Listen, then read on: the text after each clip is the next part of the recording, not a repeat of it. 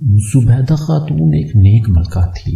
اس نے نہر زبیدہ بنوا کر مخلوق خدا کو بہت فائدہ پہنچایا۔ اپنی وفات کے بعد وہ کسی کو خواب میں نظر آئی۔ اس نے پوچھا کہ زبیدہ خاتون، آپ کے ساتھ کیا معاملہ پیش آیا؟ زبیدہ خاتون نے جواب دیا کہ اللہ رب العزت نے بخشش فرما دی۔ خواب دیکھنے والے نے کہا کہ آپ نے نہر زبیدہ بنوا کر مخلوق کو فائدہ پہنچایا، آپ کی بخشش تو ہونی ہی تھی۔ زبیدہ خاتون نے کہا کہ نہیں، جب نہر زبیدہ والا عمل پیش ہوا تو پروردگار عالم نے فرمایا کہ یہ کام تو تم نے خزانے کے پیسوں سے کروایا، اگر خزانہ نہ ہوتا تو نہر بھی نہ بنتی، مجھے یہ بتاؤ کہ تم نے میرے لیے کیا عمل کیا؟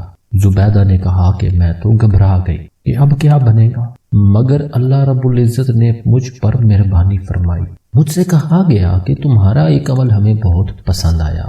ایک مرتبہ تم بھوک کی حالت میں دسترخوان پر بیٹھی کھانا کھا رہی تھی کہ اتنے میں اللہ اکبر کے الفاظ سے اذان کی آواز سنائی دی۔